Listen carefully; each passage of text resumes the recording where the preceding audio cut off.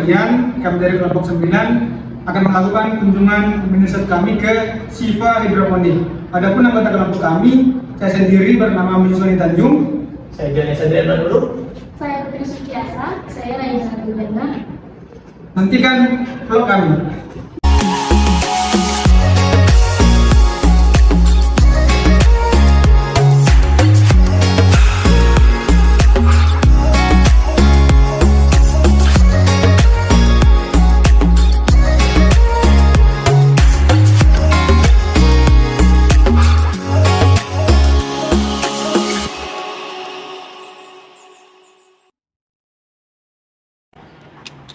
Jadi Bu, kalau boleh tahu, siapa sih nama pemilik daripada Siva Hidroponik ini? Kalau yang Siva Hidroponik itu sebenarnya usaha keluarga, ya. Jadi pemiliknya itu kita pakai nama suami saya, Suardi Raden. Oh, Maaf, Bu, siapa tadi? Pak Suardi Raden.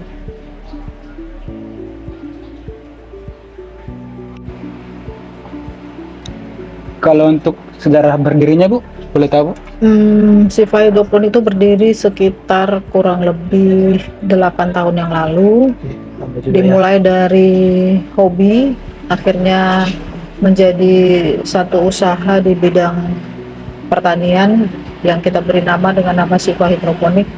Dimulai sebenarnya dari usaha budidaya pertanian, tetapi akhirnya sekarang ini kita bukan hanya budidaya, tetapi kita sekarang ini sudah menjadi satu usaha hulu sampai hilir, artinya dari mulai budidaya sampai ke pengolahan, dan kita juga menjual jasa. Kalau untuk visi dan misinya sendiri Bu, boleh kami tahu?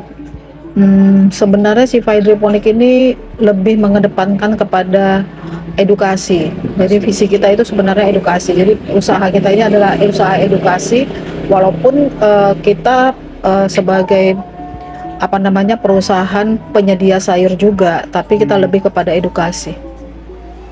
Jadi kalau terkait dengan struktur daripada Siva Hidroponik itu gimana Bu pembagian? Pada umumnya struktur organisasi itu, yaitu tadi pemimpin perusahaannya itu suami saya, itu wakilnya saya, nanti di situ anggotanya ada anak saya, bagian pemasarannya itu anak saya. Okay. Kalau untuk bentuk badan usahanya Bu, apakah udah ada?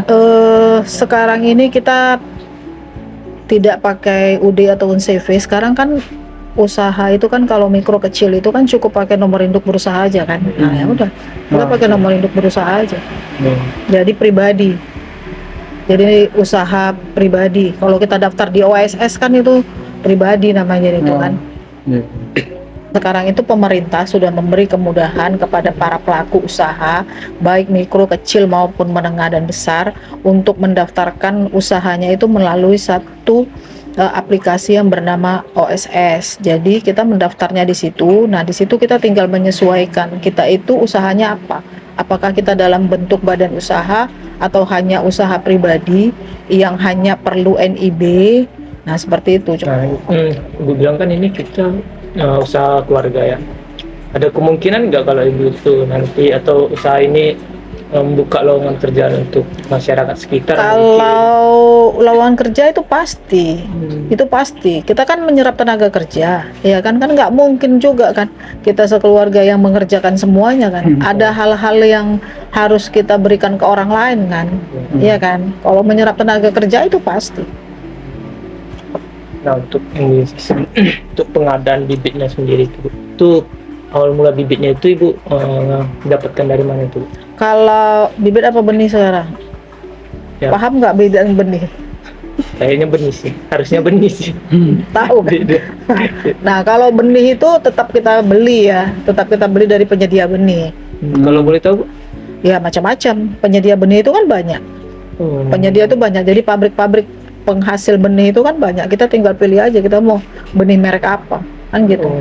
Kita tinggal beli benihnya. Nah, itu baru yang kita budidayakan. Dari benih itu nanti baru kita kecambahkan, kita semai, kita pelihara sampai nantinya menjadi sayur yang siap panen. Ini kan hidroponik ada pakai pupuk nggak Bu? Hidroponik itu tetap butuh yang namanya unsur hara. Kalau di tanah itu kan namanya pupuk, karena unsur hara tanah itu ada lengkap. Jadi cuma tinggal menambah kekurangan aja, sehingga dinamakan pupuk. Kalau hidroponik nggak dinamakan pupuk, karena dia harus melengkapi unsur hara yang di tanah itu. Jadi namanya nutrisi. Jadi hidroponik itu makanan daripada tanamannya itu berasal dari nutrisi yang dilarutkan di dalam air. Kalau betul nutrisi itu Nutrisi AB mix namanya. AB mix. Iya, nutrisi AB mix namanya. Nah, kemudian ini kan pasti dalam perawatannya itu banyak halangan ya, bukan? Misalnya ada hamanya atau ada banyak gangguan juga. Itu jenis-jenisnya bisa Ibu? Jenis-jenisnya Aman itu tadi. kalau selama masa budidaya itu pasti banyak, terutama itu dari hama. Ya, terutama dari hama. Kalau dari hama kita penanganannya ya kita harus buat pestisida nabati yang berasal dari tumbuh-tumbuhan untuk mengusir hama tersebut.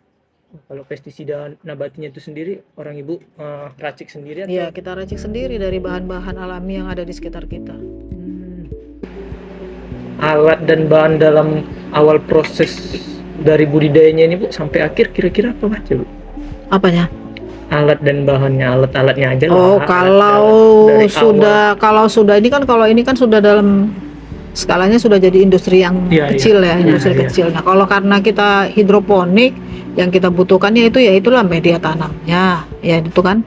Terus sarana untuk kita meletakkan tanaman yang ada itu, karena hidroponik itu harus diletakkan di tempat pakai pipa-pipa. Ya alat ukurnya itu saja sih sebenarnya dibutuhkan, benih, nutrisi, itu aja. Kan ini Bu bilang Siva hidroponik ini udah berdiri 8 tahun ya Bu. Kalau boleh tahu itu awal mula berdirinya itu kan pasti memakan modal yang lumayan ya kan. Itu kita pakai duit pribadi atau kita Pakai duit menyediakan pribadi. pakai Duit pribadi. Berarti hebat banget gitu. Hah? Hebat banget ya Bu. Itu kalau boleh tahu hobi kan berawal dari hobi itu hobi Ibu sendiri Nggak atau juga sih, keluarga? hobi dengan suami. Oh. Berarti memang satu tujuan ya. Untuk hasil-hasil yang Ibu hasilkan di Siva hidroponik itu didistribusikannya kemana? Nah, Siva itu dia menghasilkan sayur segar, juga menghasilkan olahan dari sayur segar. Jadi ada produk turunannya di Siva ini. Jadi bukan hanya menjual sayur segar, tapi juga menjual olahan. Nah, kalau sayur segar itu biasanya kita jual ke konsumen langsung. Tapi kalau olahan biasanya kita jual secara offline dan secara online. Kita ada di GrabMart, juga ada di Shopee, juga ada di Tokopedia. Kalau untuk usaha ini tuh udah menjalin kerjasama belum dengan mitra atau distribusi untuk bisnis? Kerjasamanya dalam bentuk apa sekarang? Dalam bentuk mitra produk atau gimana? Misalnya penyediaan bahan ya. Tadi Ibu bilang Oh, kalau mitra yang seperti itu ya wajib ada lah. Kan kita beli bahan baku semua kan. Kita beli benih, ya kan. Kita beli bahan baku untuk pembuatan nutrisi, harus bermitra dengan orang lain. jadi Kan kalau nggak mungkin kita hasilkan sendiri semua. jadi kalau untuk produknya itu udah ada mitra tujuannya gitu. Kalau untuk sayur segar kita jual langsung ke konsumen. Langsung ya. Jadi nggak ada tangan keduanya, nggak ada. Nggak ada tangan keduanya untuk sampai ke tangan ketiganya, nggak ada. Berarti aliran distribusinya lebih simpel ya. Ya, aliran distribusinya lebih simpel. Jadi kita tidak pakai yang namanya sales, reseller, nggak ada. Itu kan tadi Ibu bilang untuk yang sayur segar langsung ke konsumen kan. Itu cara pemasarannya gimana? Kami sudah punya pelanggan. Jadi biasanya kalau kita sudah panen atau biasanya mereka dalam beberapa hari sekali akan WA ke kita, kira-kira apa sayur yang panen, atau kita yang WA ke mereka. Kan tadi Ibu bilang bukan cuma sayur tapi udah olahannya itu dalam bentuk apa gitu? Olahannya itu dalam bentuk cemilan siap saji.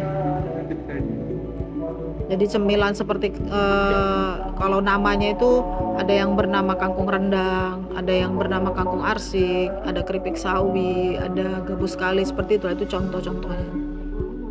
Kalau itu tuh produknya berapa lama tahannya gitu? Kalau untuk produk olahan daya simpannya itu sampai 6 bulan. 6 bulan. Untuk teknik produksinya gimana, Bu? Teknik produksinya untuk yang mana? Untuk yang olahan? Ya, untuk yang olahan. Kalau yang untuk olahan, teknik produksinya ya begitu sayurannya siap panen, itu akan kita olah jadi beberapa produk itu. Jadi sayuran-sayuran siap panen itu yang diolah. Kalau untuk ininya Bu, untuk hidroponiknya?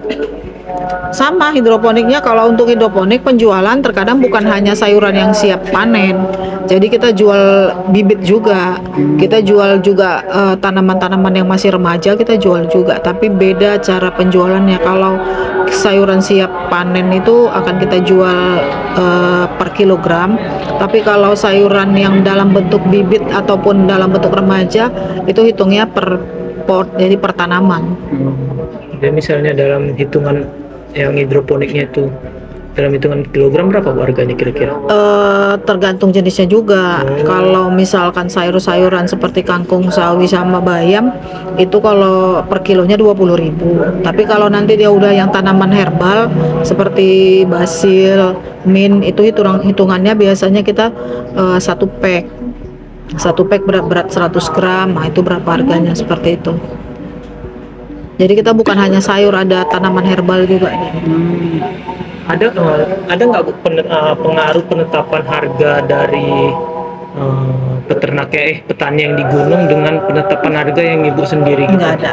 Berarti Ibu harganya berdiri kita, sendiri. karena kan begini, yang tahu berapa modalnya dari mulai kita nanam sampai kita panen kan kita. Jadi nggak ada sangkut pautnya dengan harga jual sayuran yang dari beras tagi ataupun yang dari manapun.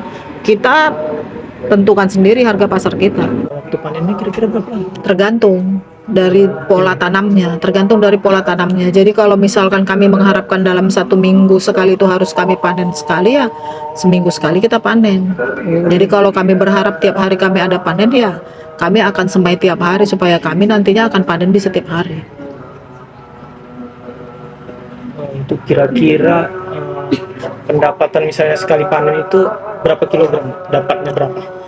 Kalau kami di sini kalau beratnya banyak sih. Jadi kalau sekali panen dengan beberapa modul yang kecil, kalau misal kangkung itu ya sekali panen tuh bisa sampai 5 kilo. Itu untuk kangkung aja ya, belum yang lain-lain. Jadi teman-teman sekalian, ini adalah Siva hidroponik. Bisa kita lihat begitu banyak tumbuhan-tumbuhan daripada saya sendiri. Maka dari itu kami dari kelompok 9 menganjurkan untuk jangan lupa mampir ya.